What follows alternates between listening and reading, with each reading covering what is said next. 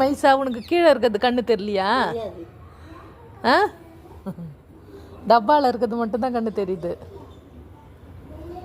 அப்படியா மைசா? ஓய், இங்கே பாரு, சாப்பிடு சாப்பிடு சாப்பிடு சாப்பிடுமா. அங்கே நிறைய இருக்கு பாருமா. என்னம்மா நீ, உன் கண்ணு தெரியலையா? அங்கே பாரு, இங்கே வந்து பக்கத்தில் பார்க்காத, அங்கே போய் பாரு. ஆமாம், இங்கே பக்கத்தில் வராதன்னா தான் அங்கே தான் வருவேன். சாப்பிடு, அங்கே இருக்குது பாரு. ஆ இருக்கு, ஆ தெரியுது.